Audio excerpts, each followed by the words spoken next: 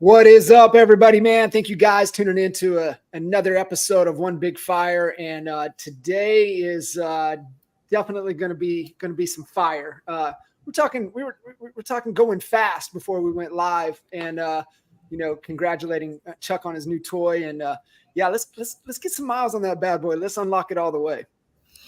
Absolutely, yeah. So, Chuck, welcome to the podcast. We are going to jump into some cool topics.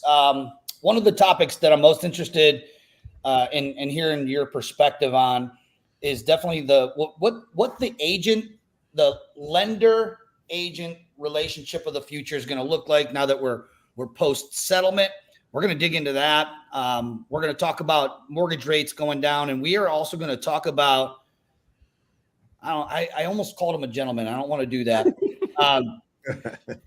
A human being that was involved, Mr. Seitzer, involved in the big lawsuit that went down a few months ago, and they basically launched a flat fee brokerage. So innovative. Never heard of that before. Never seen that before. Never heard of it ever. It'll probably work this time. So it'll be interesting. We're going to talk about that. But hey, welcome to the podcast, Chuck. You and I go back a long ways. When I had my team.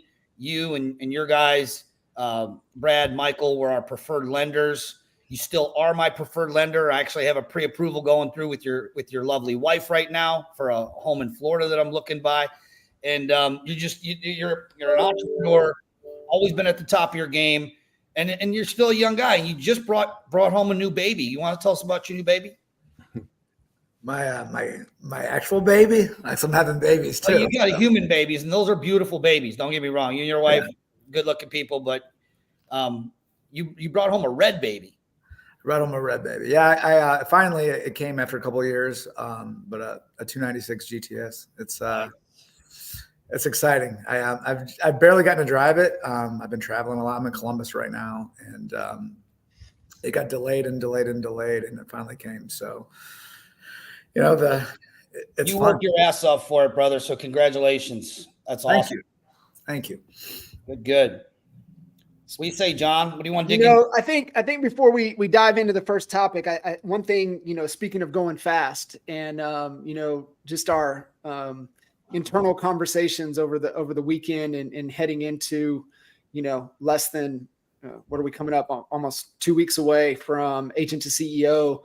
And obviously, piggybacking Rock and Rescue. And, I've pumped the brakes a little bit on events as far as just kind of expectations, just in the know for a lot of people that are doing events and what they say and what the actual turnout is. And, I think we weren't really shooting for the moon. I think we were good. We're like, hey, we got a great sponsorship. Hey, we're good. Kind of where we're going to be. We've exceeded all of that. Like I am I was just blown away at the amount of caliber of agents that have committed to coming to the land in a couple of weeks to obviously support a great cause with Rock and Rescue, but also, making the investment to, sit in the room with us for a couple of days with agent to CEO. I'm like, when I say I haven't been this excited for an event in a long time, I have not been excited for an event like this in a long time. So it's just really refreshing to see, the turnout and what I think, for you guys, I'm sure you have some takes on it, some perspective on it. But for me, it's just showing what people are hungry for. They're really hungry for what it takes, where we're at in the climate of the season of business. They understand that the days of being reactive and being an agent or being a solopreneur is not going to get them to where they want to go. And they've got to just make the commitment of going from being just an agent to really truly being the CEO of their business, but also the CEO of their life. And I'm really excited for the lineup that we have. We have Kendall, your buddy Mike. We've got Lion, Leo the Lion coming in, plus the four of us in the room. And, I'm really, really pumped. And I know, like, literally, Al, we were talking before we went live, we only got maybe just a few tickets left and it's sold out. And it's not like we're good. We're damn good marketers, but we ain't throwing this scarcity out. It is literally sold out, which is just wild. I would not have thought we would have got to this point this far. Yeah, we may have a little rabbit up our sleeve here for, if it does get sold out. I'm guessing, like, look, I forget how I was talking to this morning, and I was like, well, we're 2 weeks before the event, and usually this is right when I start to pucker up a little bit, getting really nervous. I'm like, shit, I gotta sell these tickets. And 2 years ago when we threw this event, right now we had like 20 tickets sold. That was it, and I was like. I was a basket of nerves. I am sleeping like a kitten, right? So we may have a rabbit up our sleeve. If you can't make it to Cleveland, pay attention, because we might be launching a live stream. Not saying we will. There's a possibility. We're kind of working on that. But for people that just can't make it for whatever reason, we know there's a handful of them that wanted to come so bad and you couldn't. We're gonna work on taking care of you, but we're super excited. You can go to agent2CEO.com. It's scrolling across the bottom to grab your ticket to the show. And Chuck, speaking of CEO, man, how long? Tell us a little bit about your story and how you got to be growing the number one. I mean, you were successful at the last company you're with, of course. You came over to cross country. What has it been, 6-7 years now? Yeah, I just hit 6 years. 6 years, yeah. It was about a year right after I merged my brokerage into EXP, and we all went on that journey together. So it's about the same amount of time. What got you into the mortgage business, and where did you start? And you didn't start at the CEO, I'm sure, right? You worked your way up. No, I started as an LO in Columbus, where I'm at right now, with actually a guy, Kyle Fees, one of my managers down here. And I sat next to him on my first day in August of 03. So 21 years ago, I was an LO, and then I got promoted to manager and moved to Cuyahoga Falls, and then I moved to Philly and bounced around a little bit. And I became the president of my last company. We had a conflict of vision, and I met Ron, and Ron just gave me the capital infusion I needed to take my shit to the next level, and I couldn't be happier. So life's good. Awesome. So now I just have a division at cross country, and technically we're number 2. We have, I think I was just showing a recruit here this morning. I think there's 450 different cost centers, and I'm number 2, but the number 1 group is Burger, and it's corporate, and it's their, they're more of it's a different model, but I don't want to, take anything away from them. But I beat him one time outright in, probably the last 24 months, only one time. So every other month we're number 2 in units, and we usually end up number 4 in volume, which I'm really proud of that, because, a lot of these California and New York guys and Boston guys, as you know, they put up big volume, and we just crush units. So I think we did 571 last month. So, oh my God, 571 loans last month. Congratulations. Yeah. I won't even tell you the volume, because I don't even post it anymore, because everybody on the East and West Coast, they think I can't do simple math. They're like, there's no way you did that many units and your volume's so low, because we're predominantly in Ohio, but right. We're at 192,000 average loan size in Ohio. I was just going to ask you that. 192. You're under 200,000 in loan in your loan amount. Average. Yeah, dude, it's a winner, because when I came over in 2018, our average loan in Ohio was 137. So it's increased significantly. These two boys know something about working in the lower price ranges. Yeah. You're speaking to 2 Oklahoma boys. So we know all about that low price point. And, when we still had the brokerage in Lawton, I think our average sales price during that run never crept over 120, 125 is, I think that's kind of about our average sales price during that run. And so we understand, all about the units. Yeah. That's great though. Congrats, Chuck. Yeah. Super excited that you're a partner with obviously you've been a dedicated partner to Rock and Rescue. This year we got Gary LeVox. Chuck always steps up big with his donations, and I'm super grateful for you for that, man. Let's dig into a little bit about what that topic. I've been hearing that we could look forward to a couple little rate cuts here slowly throughout the next 9 to 12 months. What can you tell us and the audience a little bit about what to expect? You think?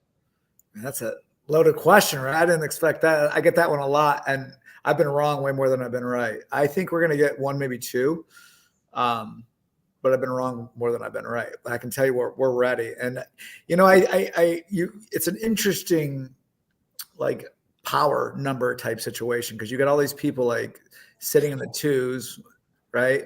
And where I feel when I talk to customers, and I still am very involved with on the customer level, I think what we need to do is we need to be able to get rates in the fours to get people to give up their twos, right? So we're in the fives right now. I think even with 1 point, if you could buy it down and get a rate in the fours, I think that's mentally going to help people leave their rate with 2 and 3. They're going to sell their house because they can justify that mentally. I don't know if 5 is going to do it, not to the level where I think the industry needs it. But I think we're going to get there. And I also thought we were going to get there in March of last year. And I was wrong. And, Barry Habib, he usually always gets it right. And he was wrong. And I think we'll get 2 cuts. And I think that's exactly what we need. Anything more than that would probably do more harm than good, in my opinion. But yeah, that's Chuck, you said something I want to highlight because easily skate over it, but I think it's important for a lot of folks listening in. You said how connected you are to the customer, right? And being head of company, being CEO, and sometimes letting go of that, right? Getting down to where the fire really is, and with the customer. How important is that for you to stay grounded, stay connected to really what's going on in the trenches and what's going on with the customer?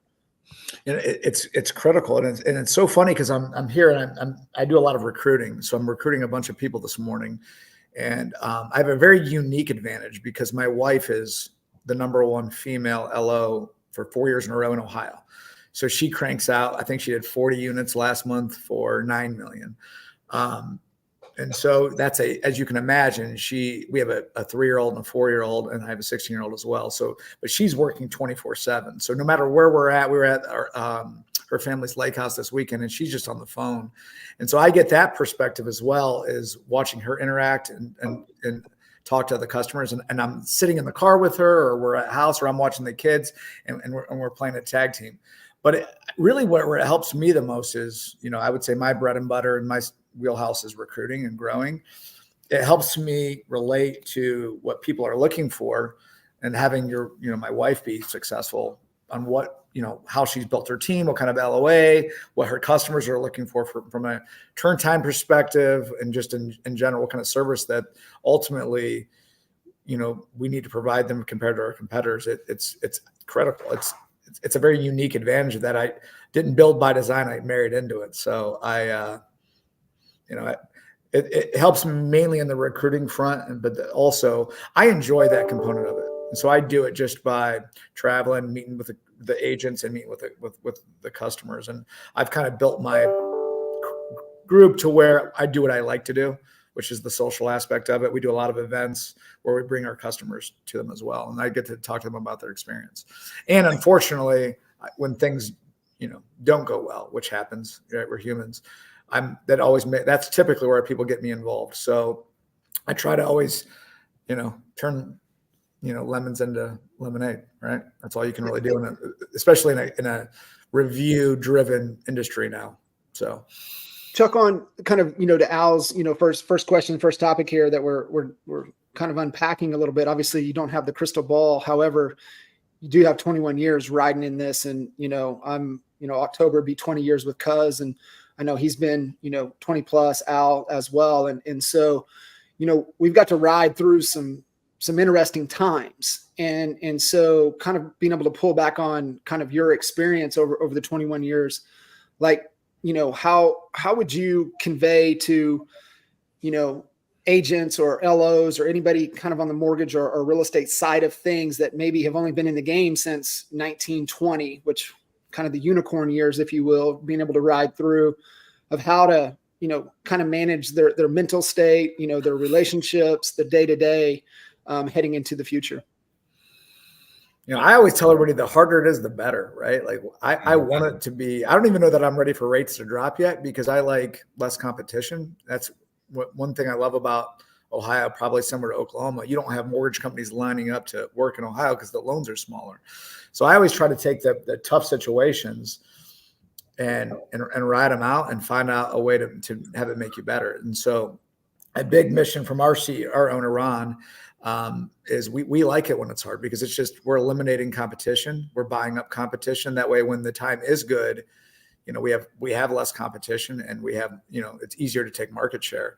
And that's my message to everybody every day. Like, yeah, do we want rates to drop? Yeah. There's going to be some good from it. We're going to get a little refinance boom on the lending side, obviously. And I depending on how much they drop, we don't really know the impact on the purchase side. But if we can go another 6 months, another 8 months, there'll be that much less competition, because companies they can't survive in this environment. So, and we're well positioned, because we've made very conservative decisions preparing for the worst. So, yeah, I don't know. I don't want to be an ass, right? But and I don't want people to go out of business. I'll certainly recruit them and give them a home, but I like less competition. I like dominating. So that's a little honey badger attitude right there. Love it. Yeah. Yeah. Curious what your thoughts are, or what you're seeing, I should say, with regard to, obviously right now with the new post-settlement procedures that agents have to follow, we're seeing more offers of seller concessions. Seller concessions are not new. They were super popular when there was a big buyer market in 08, 09, 2010. A lot of loans, I should say, could be underwritten with a 6% seller contribution toward closing costs. So that's not new, but it kind of has gone. I don't want to say gone away. I want to hear your perspective. I mean, 500 loans last month. You're seeing a perspective I've never seen. Are you seeing this start to creep back in now, where you're seeing more seller concessions on a higher volume amount, meaning maybe before that people were asking for 2% in seller concessions and now it's higher? Have you seen anything like that, since August with these, now they're enforcing all the new laws? Yeah, it's I have really good perspective on that, because I'll talk a little bit about Youngstown, Warren, which it's never went away. Every single, we do about 30 transactions there. I think their average transaction size is still about $1.30, but it's high margin, and every single deal has 6%. Every single deal. It's never went away, and it's unique to that market. Akron is 50-50. It's never really went away, same as Cleveland. But if you get it down into Raleigh, Charlotte, it's taboo. So I'm starting to see an uptick in Ohio. North Carolina, it's still not making a comeback yet, which is interesting to me. To me, I don't really notice any difference outside of just all the same shit that the media is constantly pumping into people's minds. To me, it's business as usual, and the better people are just going to take this and they're going to grow with it and navigate it better and work in collaboration. Some people are going to be greedy, and some people are going to piss off everybody and not handle the relationship component on the real estate side, right? They're going to be assholes about it. Some people can do that, and maybe they're on the 17th hole and they don't give a shit about long-lasting relationships. Other people I notice are working with, whether it's regardless of what brokerage they're at, they're working with people to figure it out. And to me, that's how I do business. Over the long haul, you want to have those relationships and not piss everybody off. But I think you're going to see the top people continue to thrive and grow in this market. And really, for me, I'm noticing zero difference. And maybe I'm crazy, but I don't notice a single difference on my end from a month ago. So outside of funny Facebook meme posts and shit like that. So is that too, Chuck? Is that because of where you direct your attention and you don't get caught up in any false narratives or anything else that is being pushed? Like, where do you keep your attention and your focus? Obviously, you said a massive one was staying plugged into the customer. I think that's such a key takeaway for everybody on this call. When you stay in tune to the customer, you really know what's going on, and you don't get caught up in a lot of the bullshit that's out there. I think we did there was so much panic at first, right? And we were working on creating products to be able to finance everything in. And, everybody's focused on that. And then you got all the agencies making decisions and slowly evolving out products to be able to finance, commissions in.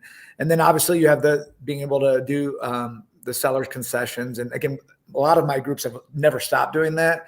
I think we did so much preparation because of the panic to come out and be first to market with certain products that we were just so prepared for it. And then when it happened, nothing really changed because it really doesn't affect us. This is more on the real estate side, right? Like on the lending side, we're just dealing with referrals, and it's, maybe we might shift up our marketing strategy to target more listing agents because they're going to have a little bit more power. But we really don't notice any difference on our end. And a lot of my best friends who are brokers and owners and top agents, they're top. So I think they're navigating this very differently than the average person or below average person. And again, you got to remember, I don't know what it's the official number, but I'm pretty sure year over year, the real estate agents are down 40 or 50%. So a lot of the people that can't cut it or can't navigate tough situations are already out of the industry. And so you have that new bottom 20%. And I think the top people are navigating it like champions, like they have whether it's TRID or any kind of challenge. We've had so many more on the lending side. I'm knock on wood, I'm like very, very surprised on how much of a difference I have not noticed. Yeah, I love that. Because I would love for you to, I know this is another one of the topics, and Al, want to kind of segue into it a little bit of the agent and lender type of relationship. But Jay, I would love for you to, kind of share, because I know we have a strong kind of opinion of how, it's a winning relationship, but I would love for you to kind of, share your perspective, your take, and, the relationship of lender and agent, really moving into the future. And then obviously being able to get Chuck's side of the fence would be, just as valuable. Yeah, man. I mean, we've always had, great relationships with lenders, and there's always kind of a mindset of some people have like multiple lenders that they recommend. I liked having one person that I went to that went to bat and had the best products and that could provide the best client experience. And really, you want to strengthen that relationship so much so that they would do anything for you and your business, because, it's a win-win. Everybody wins. The consumer wins, you win, your lender wins. So yeah, I think, the best agents have great relationships with the best lenders. It's one of the value propositions that you have as an agent is knowing where to go to get the best financing, the best overall deal. And it's not just, as agents, I think, a lot of people must think that real estate agents don't do a lot, but I mean, the difference a great agent and lender partnership can make in a real estate transaction over the lifetime of owning a property is significant. And so, I feel like the best agents already get that. They have those relationships and they help to provide the best advice to their clients, and create that lifelong relationship where people are coming back to you. I mean, I'm curious to, what's the formula for interest rate and refinance? So like, the last, 18 months, maybe, rates were considerably higher. If they start to drop down, is it 1%? Is that the general rule of thumb? Or do you take the closing cost, divide that by, whatever the monthly savings are and determine if it's refinance or not? And how many agents do you have that actually are helping make, reaching out to their past clients and reconnecting them for those refinance opportunities? Or when do you see that coming? That's great. I mean, that's my top LOs. That's why they're the top. They have that kind of strength, that kind of partnership with their agents, where their agents help them get refinance business, which really, has no benefit to the agent in that moment, other than continuing to provide a service for their client who should be their client forever, right? I don't do magic formulas because every consumer is different. I mean, I used to have a call center back in the day.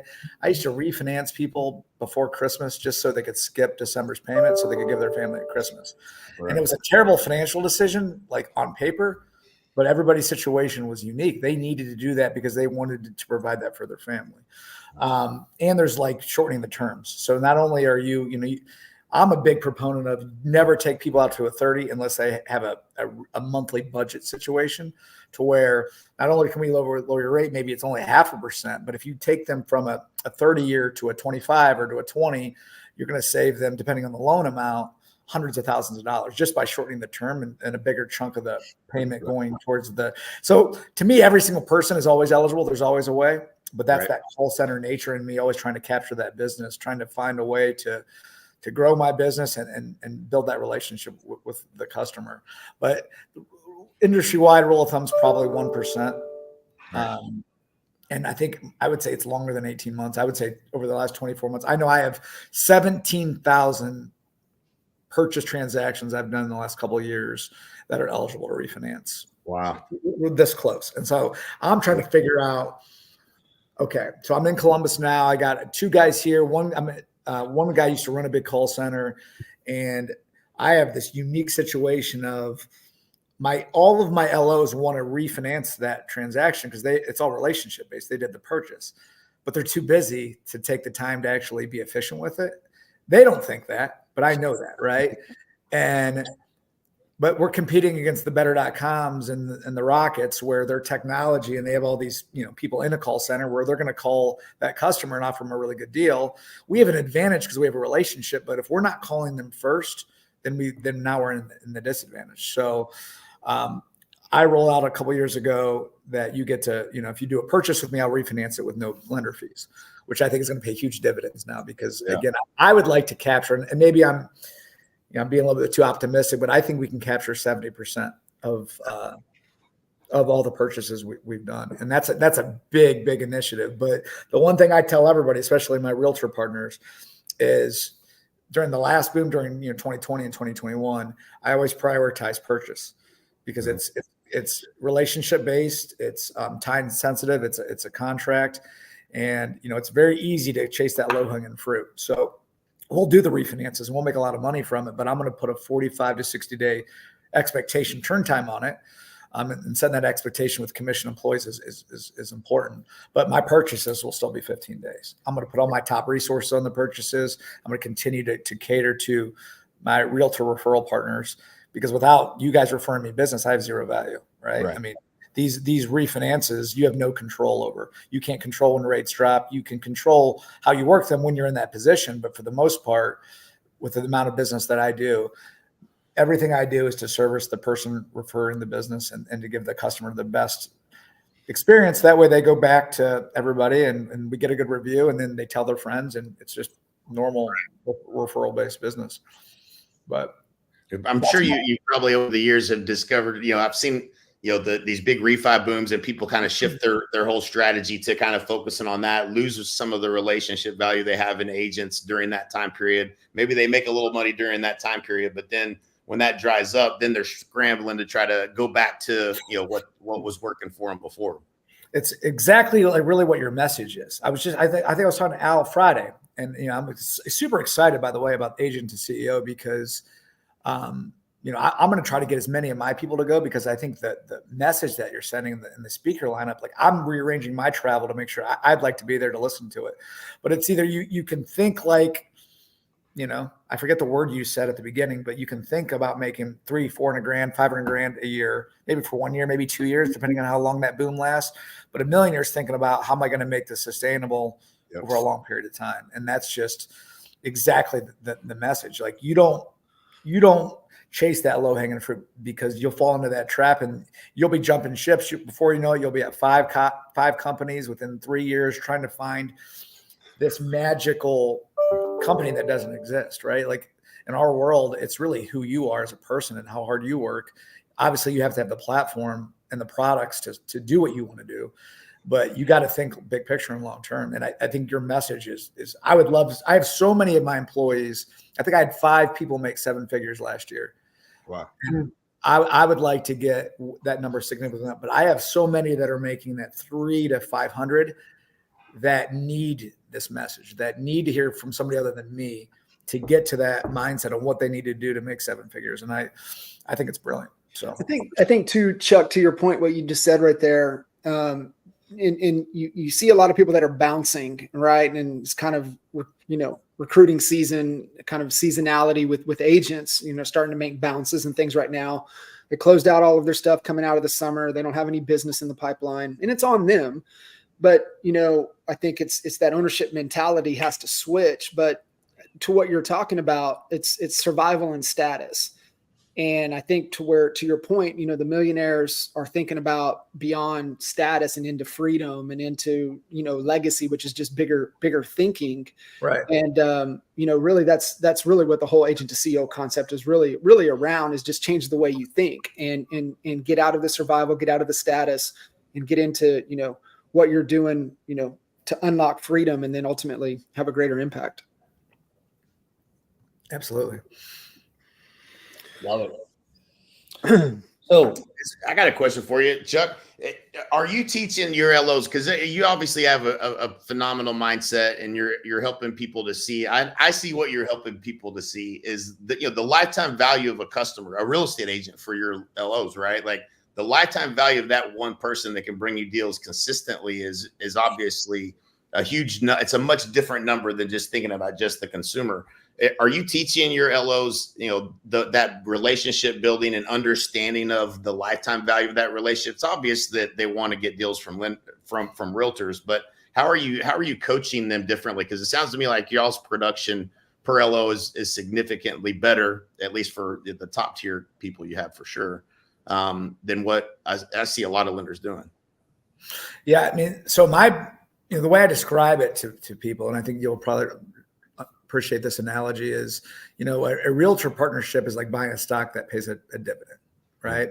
It's going to continue to pay dividends every single month. So when you do, if you refer me a deal, right, and I bust my butt and I work 24/7 for you, and I roll out the red carpet for your client, and I partnered with you and the title company provide this unbelievable experience, you're going to want to refer me business, right? And then you get a guy like me backing the LO, going to you, supporting you, buying leads with you, helping you grow your business. I'm really involved in a lot of co-marketing, MSAs and things on a national level.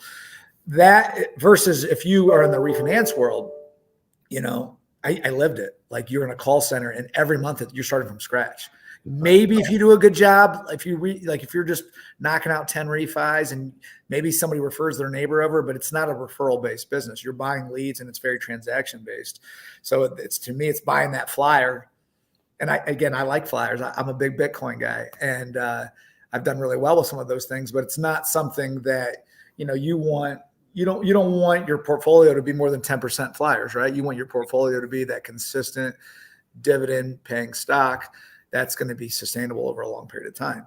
And that's how I describe it. Like on the lending side, we can buy leads and we can buy purchase leads. They're tougher to handle.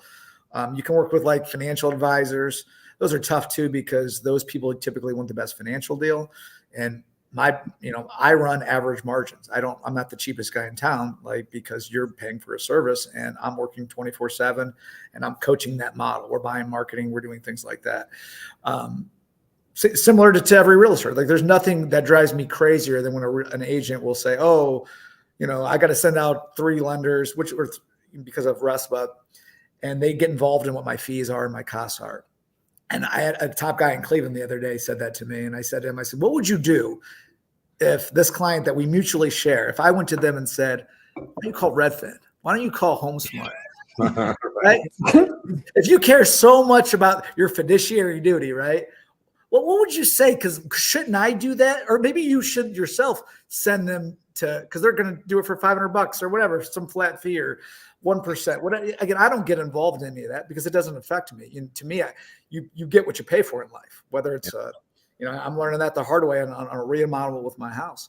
And anytime I've ever went the cheap route, I have to redo it. And it ends up costing me more money in the long run. And so for me, I just try to treat people the best that I can. I try to be honest with them. Like I don't pretend to be the cheapest guy in town. I never have. And, but you get what you pay for. I'm going to pick up your phone call at 11 o'clock at night on a Friday night. I don't want to. Hopefully I'm not in that situation, but if you absolutely need me, I'm going to be there. And I coach my team to have that same mindset. And for me, at least for my model, and other people have different models, I'm 99% realtor purchase focused. And I built long-lasting friendships and relationships. And again, it's the dividend. It's the unbelievable stock that pays dividends forever.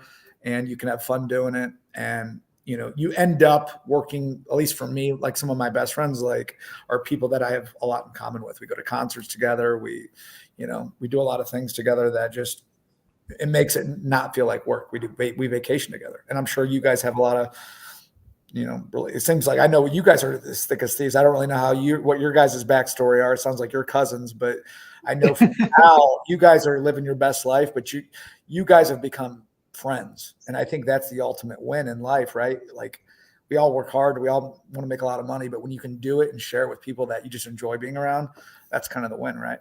Mm-hmm. It's massive. Yeah, man, you nailed it. And Jay and John don't know this, but when I still had Stasek Group before I sold the team, and you guys have, were always our go-to.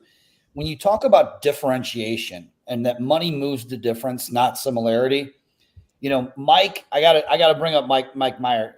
Mike was the guy who would literally go out, and if we were listing a home that had a pool, Mike would show up, when we were listing and taking the photos and everything, and take his own video of him jumping into the pool with like either all his clothes on, he just went over and above in shooting and helping, and like literally wasn't just like the guy taking orders.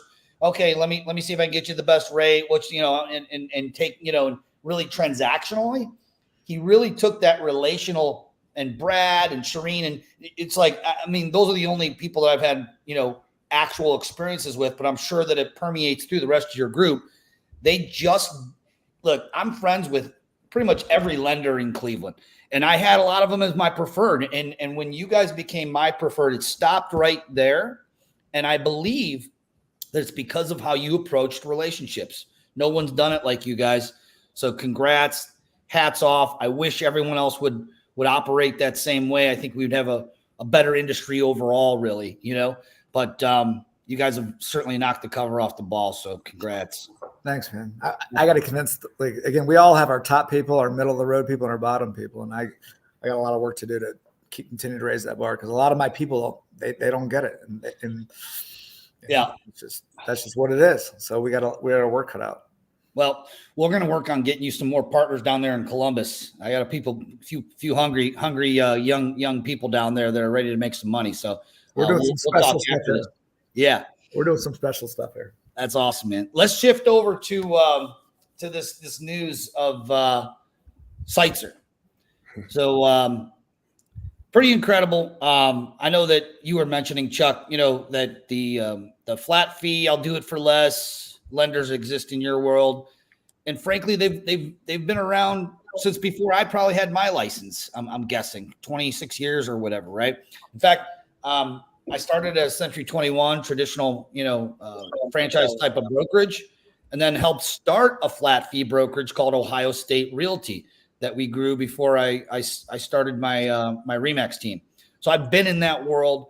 I know what it's like. It is very transactional, but it's not new. What's funny is this guy, they win the lawsuit, disrupts the entire real estate industry, and he turns around and launches, and he New York based, trying to raise money to launch this flat fee buy side brokerage. I guess one of the things you could do is you pay $49 per showing, or you could bundle and you get for $1,700 or $1,800, you get 5 showings and they'll write 1 contract for you.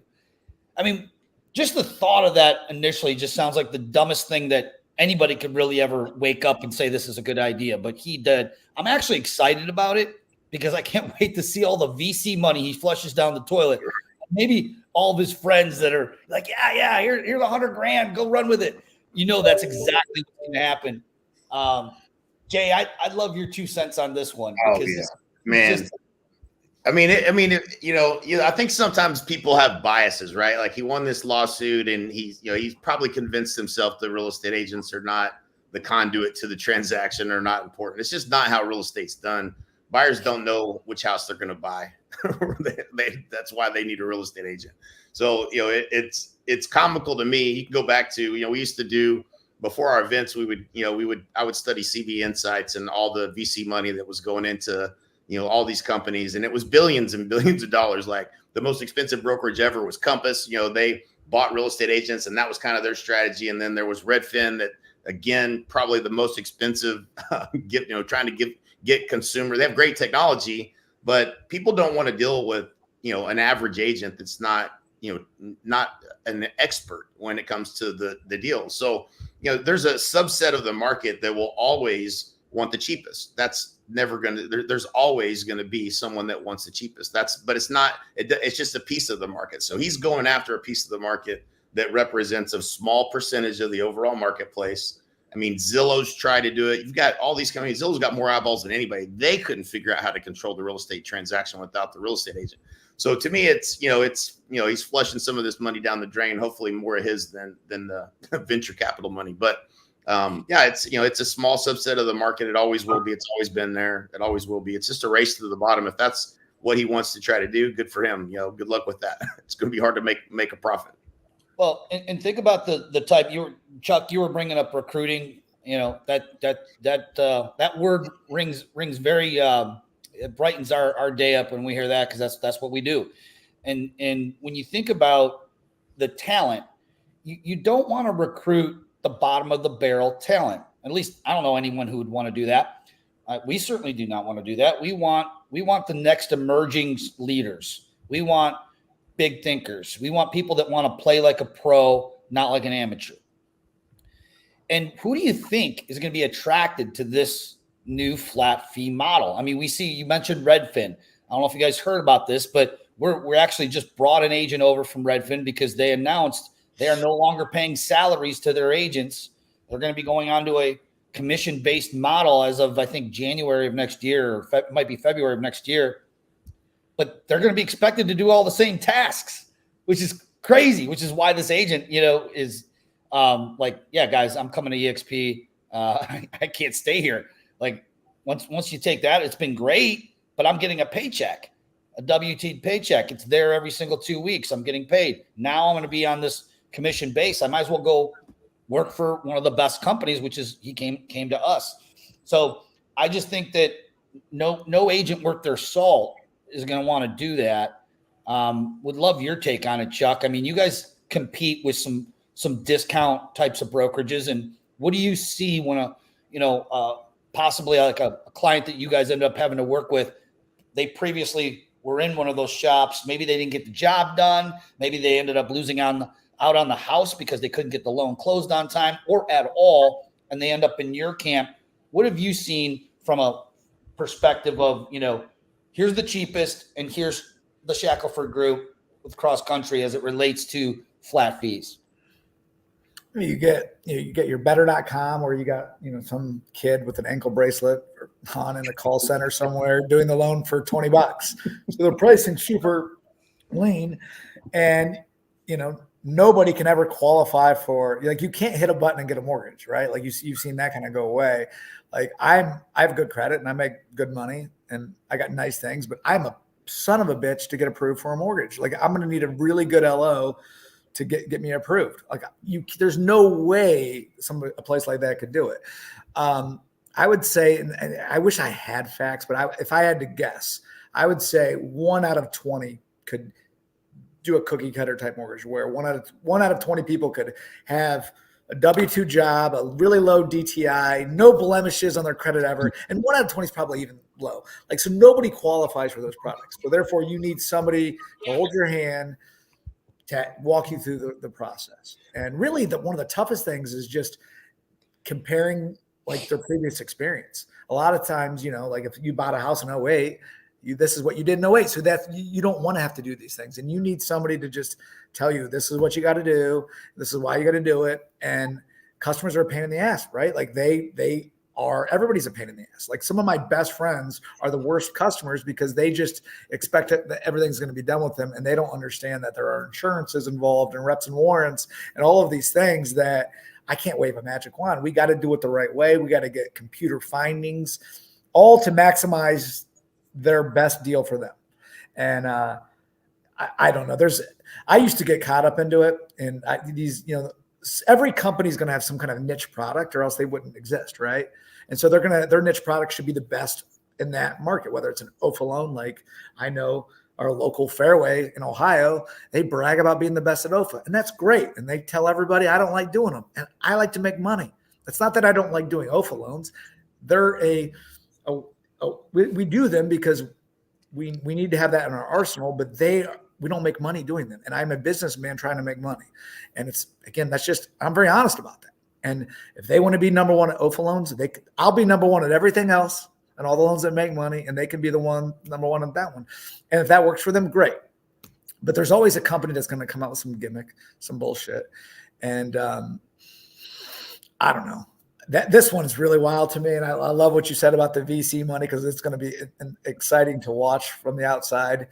And the biggest thing I think that probably a lot of people don't think about or talk about is the market conditions, right? Like, there's no better value for a buying agent, right, when it's a different market, when houses aren't flying off the shelf, right? Like right now, houses sell quickly, but it's not that long ago where agents really had to work, and they would show houses for a year and really have to be really a master of their craft from a listing side to really differentiate their house. A buying agent had to help get that person to want the transaction. And there was a much bigger skill set now. Not that agents don't need to be skilled now. It's a different market. And so what is their business model going to be when you have to show houses for 6 months or a year? Yeah. Do the math in those scenarios. What does that look like? Right. Yeah. So it's real easy to get rich on a spreadsheet. I've done it. We'll see how Mr. Seitzer plays that out. But you brought up a pretty good point, I think worth mentioning before we wrap this up, Chuck. But I think that when I worked with the best lenders, they made me look good with my client. And I think it's reversed too. I think the best lenders, they don't want to work with subpar amateur agents. They want to work with the pros. Because it's going to help them close that loan easier. They're working with the client equally. As far as the attention to the detail, you have that advantage, and it helps you and your processors get everything that they need so you can get it across the finish line. And when you're working with a subpar agent, a discount agent, and I lived that life for a while. And even when I was a discount, I consider myself a good agent, but the problem was this: I had to do double the amount of transactions to make the same money. And we only have so much time. So what do you think happens to the level of service when one individual has to juggle, 20 sales per month versus maybe doing 10 a month? That 10 a month is a lot. Imagine trying to do 20 because you're trying to make the same money. Something has to give, and in that world. So, man, I appreciate your insight. It was super fun having you on the podcast, and I can't wait to see you Agent to CEO. And of course, we got Gary LeVox afterwards. It's going to be a blast. Yes. We got. I've been pushing for that for like 5 years. I've been telling you. As soon as I knew you had some kind of connection to for an intro, so I'm super pumped. I'm excited too, man. Looking forward to seeing you. Want to wrap up, Johnny? No, it's fantastic. I mean, everything, Chuck, you shared really, really resonates with who we are at our core, coming from, a place of, consultative with whoever, your customer is the agent, agents, customers, buyers, sellers. And so, understanding the alignment, being, congruent to each other, we always looked, and to Jay's point, right? We would go with the lender that aligned with our vision, the mission we were on, and a core value fit, and really wanted to deliver the experience and focus on that lifetime value. And we left money on the table to just have the right person. And I think that's an important message for agents, instead of chasing support for vendors, not just lenders, but all vendors. And it's like, you got to match the experience, or there's no lifetime value. And that's really important in putting the right team together to execute on this into the future. Absolutely. Cool. All right, fellas. Well, hey, great seeing everybody. Can't wait to see you in 2 weeks, Cleveland, Ohio. Get your tickets. If you can't make it to agent to CEO, just go to rnrcle.com and get your Gary LaVox tickets. We got Dusty Black coming into town. Oh boy. Oh boy. He gonna light it up. Them boots. And my great friend Shane DeMoss is coming up from Dayton to open everything up. Doors open at 6:30. Music starts at 7. That's Thursday, the 19th. Check out WGAR. We have spots running as of today, actually, for the next 2 weeks, all the way up to the showtime. That show will sell out. I'm guessing within 3 days before the show, we're going to have to cut off ticket sales. I think the fire chief says 1,000. They have to cut it off at 1,000. We may squeeze in 1,100. Can't wait to see y'all there. Thanks, everybody. Cool. Appreciate you guys. See you. Thanks for having me. Yes. Appreciate it, Chuck.